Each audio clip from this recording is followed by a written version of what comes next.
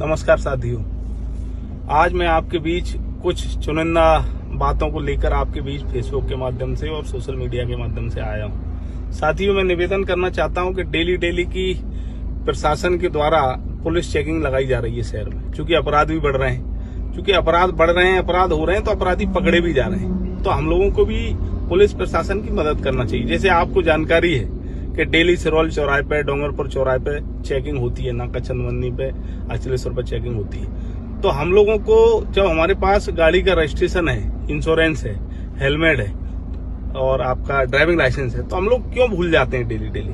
आपको प्रशासन की मदद करना चाहिए। जब सारे कागज अपने पास हैं तो अपने को लेके चलना चाहिए। चूंकि जैसे इंश्योरेंस है, मैं देख रहा हूं पिछले कई दिनों से, कई वर्षों से कि होता क्या है कि टू व्हीलर के भी लोग इंश्योरेंस नहीं करा रहे और फोर व्हीलर का भी नहीं करा रहे।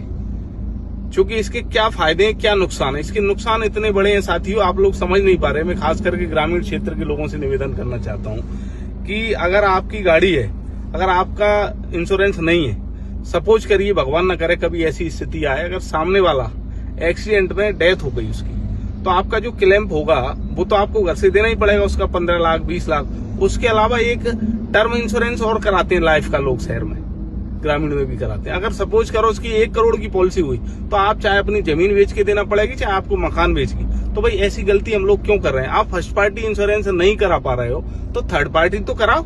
तो भाई थर्ड पार्टी इंश्योरेंस है तो वो क्लेम उसका वो देगा। तो मेरा आप लोगों से निवेदन है कि इस चीज का विशेष ध्यान रखें। इंश्योरेंस करा के, चाहे टू व्हीलर हो चाहे फोर व्हीलर हो, सभी का इंश्योरेंस करा के रखें। जो पुरानी गाड़ी हो गई तो आप फर्स्ट पार्टी नहीं करा पा रहे, थर्ड पार्टी कराओ।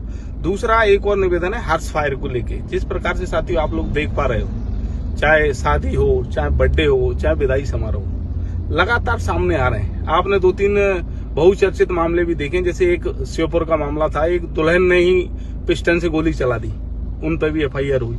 और एक आंटी को एक बच्चे ने चलवा दी एक शादी में, उन पर भी FIR हुई और लाइसेंस भी निरस्त हुए। साथियों, कुछ लोगों के डेली फोन आते हैं कहीं ना कहीं से, जैसे एक ने कट्टा फेसबुक पे दिखा दिया तो कट्टा FIR होगी, आपको देना पड़ेगा। तो मेरा निवेदन ये है कि अगर घर में भी किसी के नाम बंदूक है तो ये सोशल मीडिया के लिए नहीं है, ये हथियार आत्मरक्षा के लिए।